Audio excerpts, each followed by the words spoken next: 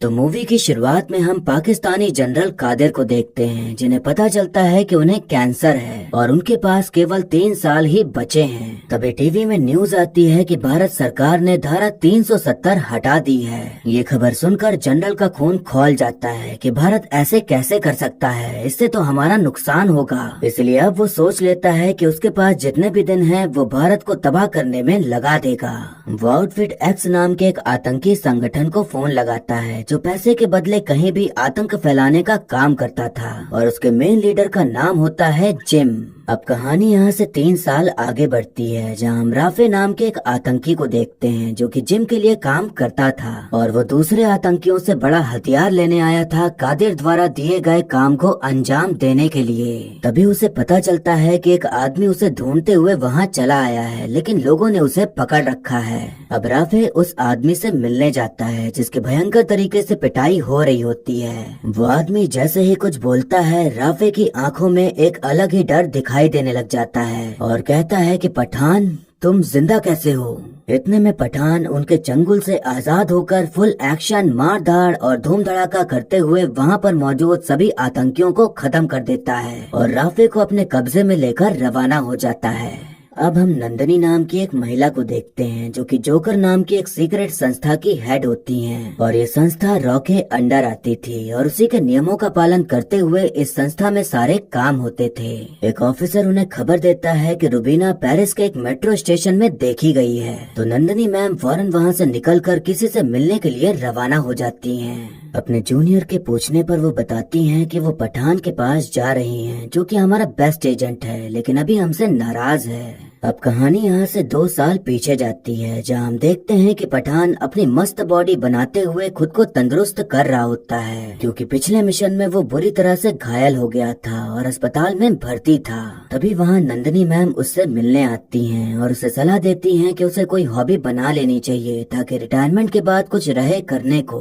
पठान कहता है कि मैंने एक हॉबी ढूंढ ली है, जिसका नाम है किंसुगी। जब कोई चीज टूट जाती है तो जापानीज लोग उसे सोने से जोड़ते हैं, जिससे कि उस चीज की खूबसूरती और मजबूती बढ़ जाती है और वो चीज पहले से ज्यादा बेशकीमती भी हो जाती है। पठान नंदनी मैम को एक फाइल दिखाता है, जिसमें कि उन सभी लोगों का डाटा मौजूद था जो कि पहले इंडियन सोल्जर या एजेंट थे, लेकिन किसी दिक्कत या चोट के कारण वो सभी रिटायर हो चुके थे, लेकिन उनमें अब भी जोश भरा हुआ था अपने देश के लिए कुछ कर गुजर जाने का और कुर्बान हो जाने का। पठान कहता है कि हम एक संगठन बनाते हैं जिसका नाम होगा जोकर, यानी कि joint operation and cover research.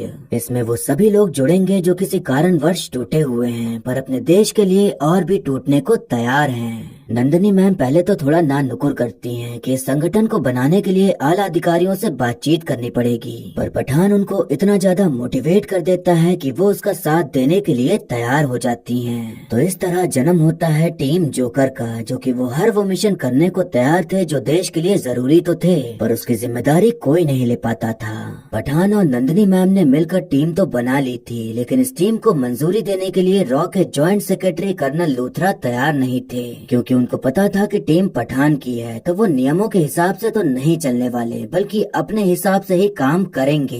Pathan अपनी टीम द्वारा की गई खोजबीन से जानकारी इकट्ठा करके कर्नल लूथरा को बताता है कि आउटफिट एक्स नाम का एक निजी आतंकी संगठन बन गया है, जो कॉन्ट्रैक्ट के तौर पर लोगों से काम लेता है और आतंक फैलाता है। और सूत्रों से पता चला है कि उसका अगला टारगेट दुबई है, क्योंकि दुबई में एक साइंटिफिक प्रोग्राम होने वाला है, जिसमें कि हमारे 2 बड़े वैज्ञानिक और देश के राष्ट्रपति शामिल होंगे, तो शायद वो वहां हमला कर सकता है। कर्नल लूथरा पठान की टीम द्वारा दी गई जानकारी से इम्प्रेस होकर उनको काम करने की मंजूरी दे देते हैं और अब पूरी टीम दुबई पहुंच जाती है आउटफिट एक्स को ठिकाने लगाने के लिए। पठान को पता चलता है कि आउटफिट एक्स प्रेसिडेंट के पीछे नहीं बल्कि वैज्ञानिकों के पीछे है, तब वो उनको बचाने के लिए भागता है। अब हम देखते हैं कि आउटफिट एक्स का main leader gym grenade launcher से वैज्ञानिकों की सिक्योरिटी के ऊपर हमला हमला करके एक वैज्ञानिक को उठा ले जाता है। वैज्ञानिक को बचाने के लिए पठान जा ही रहा होता है कि तभी जिम अपनी गाड़ी से उसकी गाड़ी को टक्कर मार देता है और पठान की गाड़ी उलट जाती है। जिम पठान को पहले से जानता था, तो वो कहता है कि इस मुलाकात का मुझे काफी अरसों से इंतजार था। यहाँ हमें पता चलता है कि जिम पहले रॉ में था, लेकिन खबरों के अनुसार वो एक मिशन में मारा जा चुका था और उसे वीर पुरस्कार भी मिला था, पर असल में उसने आउटफिट एक्स नाम का आतंकी संगठन चलाना शुरू कर दिया था। जिम वहाँ से निकलने से पहले कार में आग लगाकर उन लोगों को मरने के लिए छोड़ देता है, लेकिन पठान और उसका दूसरा साथी कैसे भी करके बच जाते हैं, पर तीसरा साथी देश के लिए शहीद हो जाता है। उसके साथी के मौत के बाद पठान अब और भी गुस्से से भर जाता है और जिम का पीछा करते हुए उसे रोकने की कोशिश करता है। फिर उनके बीच भयंकर तरीके से लड़ाई होती है, पर जिम अपनी चालाकी दिखाते हुए वहाँ से भाग निकलने में कामयाब हो जाता है। अब कर्नल लूथरा जिम के बारे में बताते हुए कहते हैं कि कबीर और जिम दोनों हमारे बेस्ट एजेंट्स थे। सोमालियन पायरेट्स ने ओएनजीसी की ड्रिलिंग टीम को किडनैप कर लिया था, तो जिम अकेले ही उनको बचाने पहुंच गया और उन्हें उनके चंगुल से छुड़ा भी लिया। लेकिन सोमालियन पायरेट्स ने बदला लेने की ठान ली और जिम को ढूंढ के उसे और उसके परिवार को बंदी बना लिया। उन्होंने जिम और उसकी बीवी की जान बख्शने के लिए हमसे 10 करोड़ रुपए मांगे, पर हम आतंकियों से सौदेबाजी नहीं करते। वो जिम को टॉर्चर करते रहे और पैसा ना मिलने पर उन्होंने उसकी बीवी को गोलियों से भून दिया, जो कि पेट से थी। और जिम अपनी पत्नी और अपने बच्चे को अपनी ही आंखों के सामने मरता देख चिल्लाता रहा, पर वो कुछ कर न सका। हमें जिम की बॉडी नहीं मिली तो हमें लगा कि वो मारा गया। बाद में जिम को वीर पुरस्कार देकर सम्मानित किया गया। पठान कहता है कि आपके डिपार्टमेंट को तो फंड्स की कोई कमी नहीं है, तो आपने उसके और उसके परिवार के लिए पैसे क्यों नहीं दिए? कर्नल कहते हैं कि फंड्स हमारे निजी इस्तेमाल के लिए नहीं होते हैं। पठान कहता है कि अगर अभी किसी नेता का परिवार होता तो आराम से दे दिए जाते। कर्नल कहते हैं कि कमजोर लोग घुटने टेक देते हैं, सोल्जर नहीं। पठान कहता है कि अब वही सोल्जर हमें घुटने के बल चलाने वाला है। वो सही गलत अच्छे बुरे के आगे जा चुका है। आपके एक फैसले ने उसकी आंखों में उसका हर गुनाह माफ कर दिया है और अब वो नहीं रुकेगा। पठान और उसकी टीम और जानकारी इकट्ठा करने में लगी होती है, तो पता चलता है कि डार्क वेब में कई जगह रक्त बीज नाम का शब्द देखने को मिल रहा है। और जिन लोगों को पठान ने दुबई में धोया था वो अलग अलग देश के या तो एक्स एजेंट्स थे या एक्स सोल्जर्स थे। तो जिम के आउटफिट एक्स गैंग में हर देश के गद्दार एजेंट्स काम कर रहे थे और उन सभी के बैंक अकाउंट में रुबीना नाम की पाकिस्तानी डॉक्टर के अकाउंट से पैसे ट्रांसफर हुए थे। तो पठान सोचता है कि अब आगे की जानकारी रुबीना के जरिए ही मिल पाएगी, तो उसकी लोकेशन ढूंढकर वो उसके पास पहुंच जाता है। रुबीना अपने बदन को दिखाते हुए पठान को रिझाकर अपने पीछे पीछे ले जाने लगती है और पठान भावनाओं में बहकर उसके पीछे पीछे चला भी जाता है।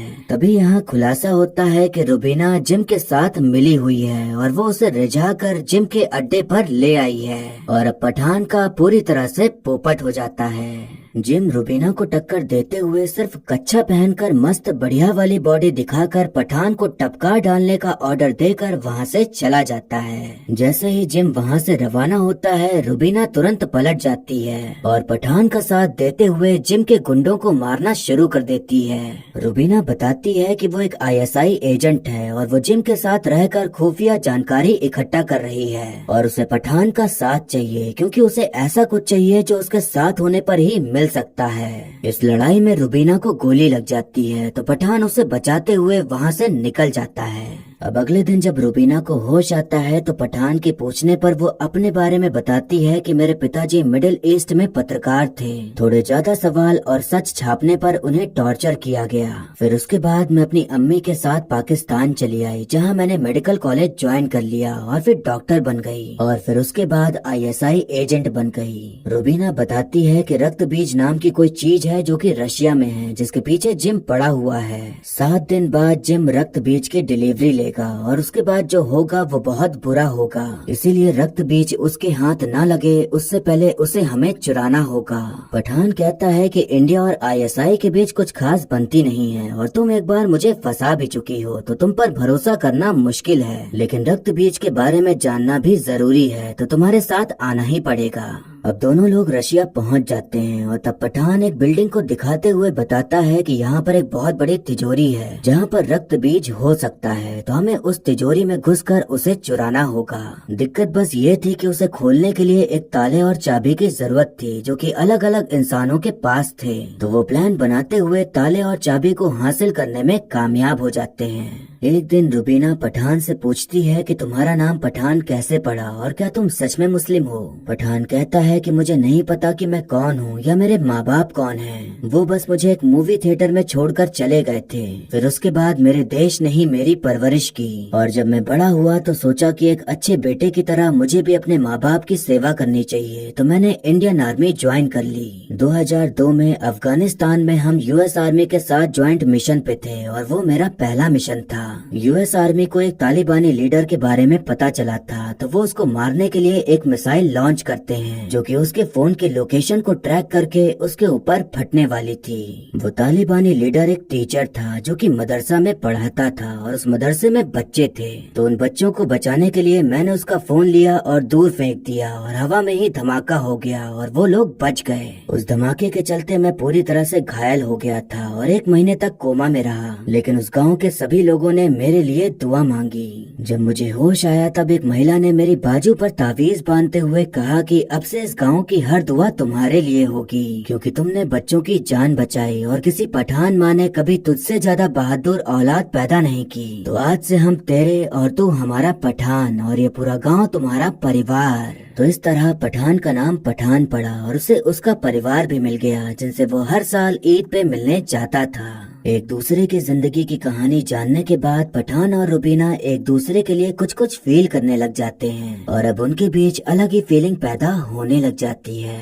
अब अगले दिन 2-4 मुश्किलों को पार करते हुए वो दोनों तिजोरी के पास पहुंचकर ताला चाबी का इस्तेमाल करके उसके अंदर घुस जाते हैं और पठान रक्त बीज को चुराने में कामयाब हो जाता है जो कि एक तरह का लिक्विड था। तिजोरी 1 मंजिल नीचे थी, तो पठान को ऊपर लाने के लिए रुबीना पाइप पकड़ाती है, लेकिन उससे पहले पठान से रक्त बीज ले लेती है। तभी रुबीना अपने असली रंग में आते हुए पाइप को जला के काट देती है और पठान नीचे गिर जाता है। यानी कि रुबीना अब तक पठान के साथ नाटक कर रही थी और वो अभी भी जिम के साथ मिली हुई थी। जिम अकेले रक्त बीज नहीं चुरा सकता था, इसलिए उसने ये प्लान बनाया और लड़की का झांसा देकर पठान को फंसाया और अब पठान एक और बार बड़ा वाला पोपट बन जाता है। पठान को अब हाई सिक्योरिटी वाली जेल में रखा जाता है जहां उससे मिलने के लिए नंदनी मैम आती हैं। नंदनी मैम पठान को पहचानने से इनकार करते हुए कहती हैं कि ये हमारे साथ नहीं है और इसने जो भी किया अपनी मर्जी से किया। पठान को तो अपने ही लोगों ने धोखा दे दिया था, तो अब वहाँ की सरकार उसे ट्रेन से कहीं ले जा रही होती है जहाँ बाकी कैदी भी मौजूद थे।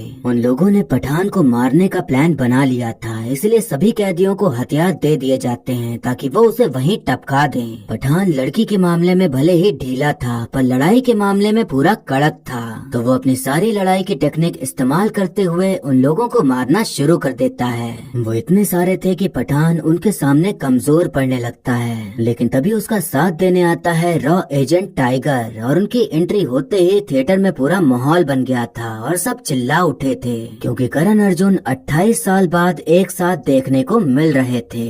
अब यहाँ पर दोनों की जुगलबंदी देखने को मिलती है और दोनों ही धड़ाधड़ उन लोगों को मारते हुए ढेर करते जा रहे होते हैं। वहाँ पर हेलीकॉप्टर आ जाता है तो वो दोनों मशीन गन लेकर उसे भी उड़ा देते हैं, लेकिन अफसोस कि वो हेलीकॉप्टर उस ब्रिज से टकरा जाता है जिससे ट्रेन गुजरने वाली थी। ट्रेन खाई में गिरना शुरू हो जाती है, लेकिन वो दोनों कैसे भी करके बच जाते हैं। टाइगर पठान से कहता है कि मैं एक बड़े मिशन पर जा रहा हूँ तो तुम्हारी जरूरत पड़ सकती है, इसलिए जिंदा रहना। अब कहानी यहाँ से वर्तमान में आ जाती है जहाँ हम देखते हैं कि नंदिनी मैम पठान के घर पहुँच जाती हैं और यहाँ हमें पता चलता है कि नंदिनी मैम जब पठान से जेल में मिलने गई थी तो भले ही उन्होंने उसको पहचानने से इनकार कर दिया था, पर मोर्स कोड के जरिए उन्होंने पठान को जानकारी दे दी थी कि घबराओ नहीं, टाइगर आ रहा है। पठान जिम और रुबीना के तलाश में था, खासकर रुबीना के जो कि उसे उल्लू बनाकर चली गई थी। नंदिनी मैम को उसकी लोकेशन का पता चल गया था, तो पठान उसी लोकेशन की मदद से रुबीना को ढूंढ निकालता है और उसकी कनपटी पर बंदूक तान देता है।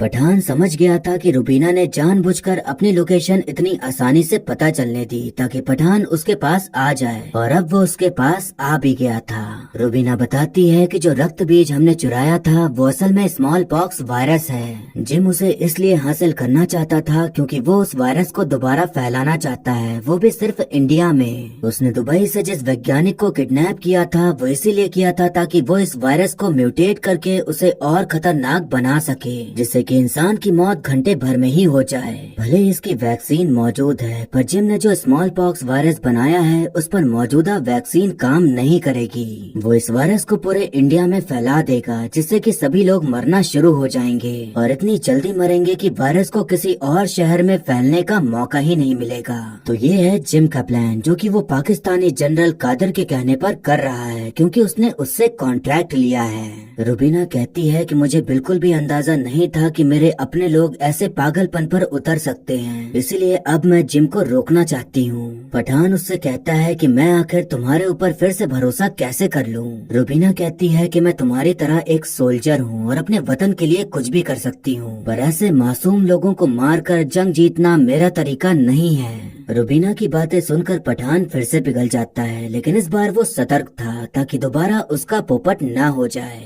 अब हम जिम को देखते हैं, जो कि फुटबॉल के आकार की 2 बॉल पकड़े होता है, जिसके अंदर वायरस भरा हुआ था। जनरल कादिर ने भले ही जिम को कॉन्ट्रैक्ट दिया था इंडिया पर तबाही मचाने का, पर जिम की इंडिया से निजी दुश्मनी भी थी, इसलिए वो इस काम को अपना बदला समझ के कर रहा था, ताकि भारत की सरकार को एहसास दिला सके कि जब आप अपने लोगों को बचाना चाहते हैं पर बचा न सके तो कैसा महसूस होता है। डॉक्टर साहब कहते हैं कि ये सब पागलपन है और जिन्हें तुम मारना चाहते हो वो तुम्हारे ही देश के लोग हैं। जिम कहता है मैं जहाँ खड़ा हूँ वही मेरा देश है, वही मेरी दुनिया।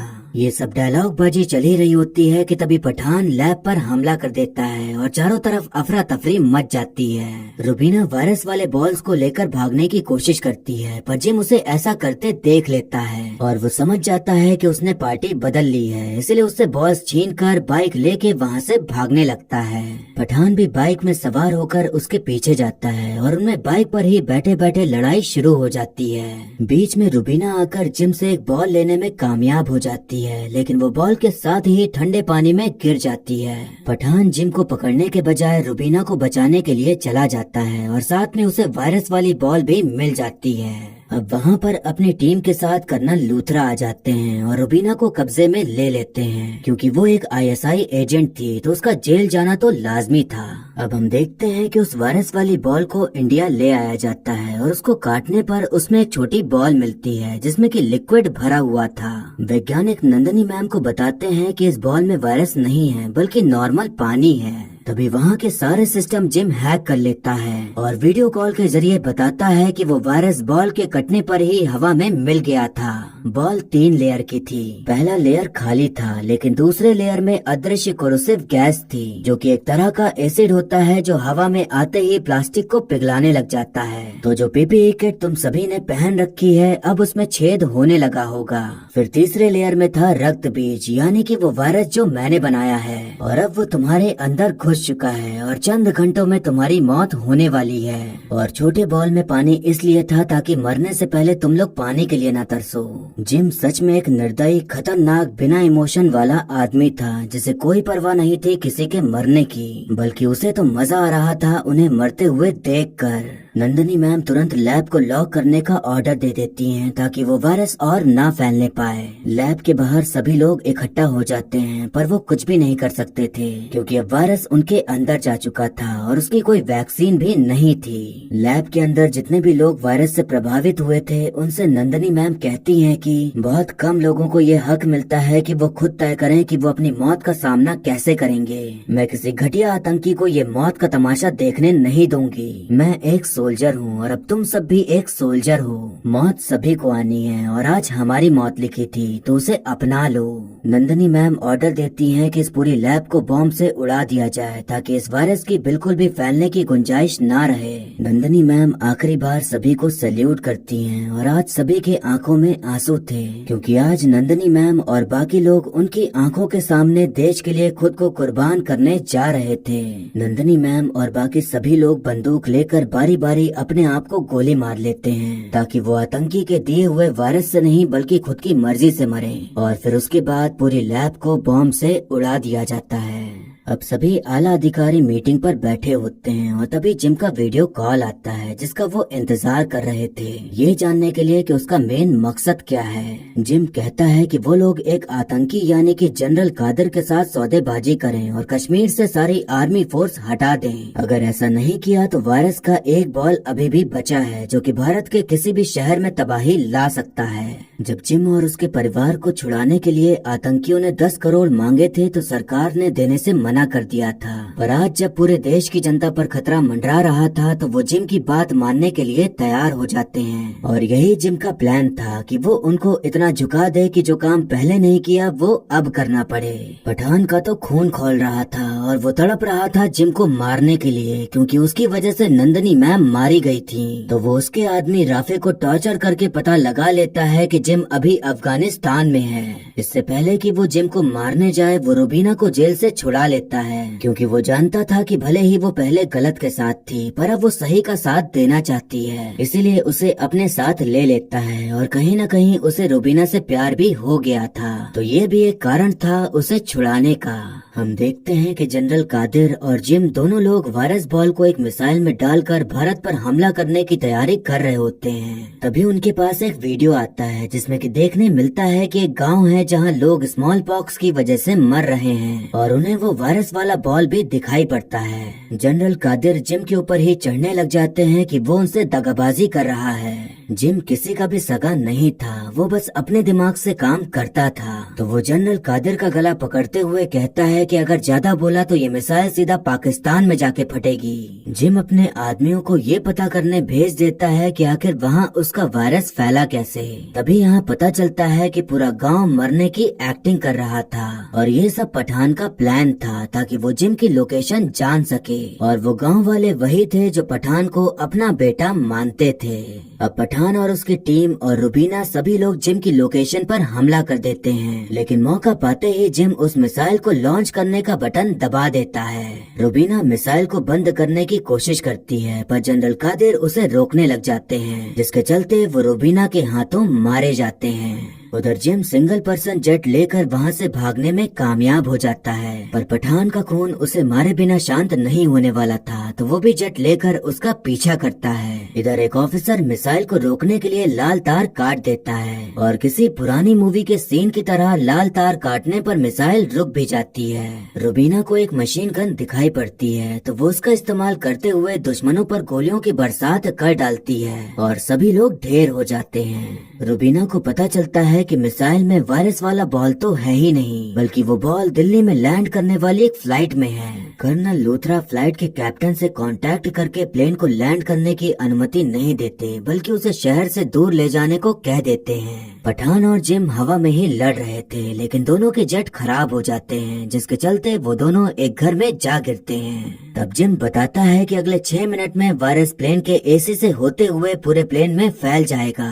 और उसमें बैठे सभी लोग वायरस से ग्रसित हो जाएंगे और फिर वो वायरस पूरी दिल्ली में फैल जाएगा।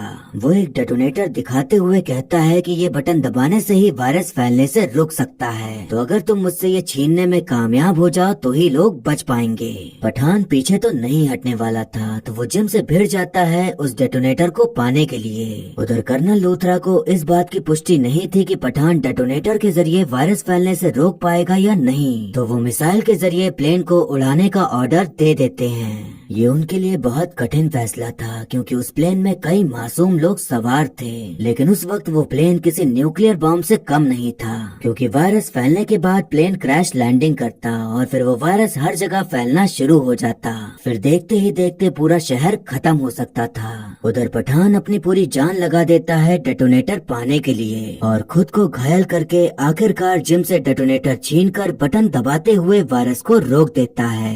जैसे ही ये खबर कर्नल लूथरा को मिलती है कि वायरस का टाइमर रुक गया है, वो तुरंत मिसाइल को भी रोक देते हैं और अब प्लेन और उसमें सवार सभी लोग सुरक्षित बच जाते हैं और इस तरह से भारत की जीत हो जाती है और जिम हार जाता है। पठान जिम को पटकनी देते हुए उसे खाई से नीचे गिरा देता है, लेकिन जिम मरता नहीं बल्कि आधे में लटका होता है। पठान उससे कहता है कि एक सोल्जर ये नहीं पूछता कि देश ने उसके लिए क्या किया, पूछता है कि वो देश के लिए क्या कर सकता है। जिम जो कि अपना वीर पुरस्कार हमेशा साथ लिए घूमता था, वो पठान ले लेता है और कहता है कि तुम इसके काबिल नहीं हो। जिम कहता है कि अपनी भारत माँ को मेरा आखिरी सलाम कहना। पठान उसकी तरफ देखते हुए कहता है कि जय हिंद और उसे फिर लात मारकर नीचे गिरा देता है और इस तरह से जिम का खात्मा हो जाता है। अब कहानी थोड़ा आगे बढ़ती है और हम देखते हैं कि पठान उस वीर पुरस्कार को नंदिनी मैम की फोटो के पास रख देता है, ये कहते हुए कि इस पुरस्कार के असली हकदार आप हो। अब उससे मिलने के लिए कर्नल लूथरा आते हैं तो वो कहता है कि वो यहाँ से जा रहा है तो अब उनको कोई भी परेशानी नहीं होगी। कर्नल लूथरा कहते हैं कि तुमने जो जोकर नाम की टीम बनाई थी उसे और बड़ा करने का समय आ गया है, क्योंकि अभी और लोग भी हैं जो रिटायर हो चुके हैं, लेकिन अब भी उनमें जोश है कुछ कर गुजरने का, तो उन्हें तुम्हारी जरूरत है और इस यूनिट की कमान पूरी तरह से तुम्हारे हाथ में रहेगी और तुम जैसे चाहे वैसे काम कर सकते हो। कर्नल लूथरा कहते हैं कि इस देश को अकेले ना तो मैं बचा सकता हूँ, ना ही कबीर, ना ही टाइगर और ना ही तुम। हमें सबकी जरूरत है और साथ में मिलकर काम करना होगा, तभी ये देश सुरक्षित रह पाएगा। पठान ये सुनकर बड़ा खुश होता है कि चलो अब कर्नल लूथरा सर उसके काम करने के तरीके को समझ चुके हैं और अब वो भी अच्छे से काम कर पाएगा।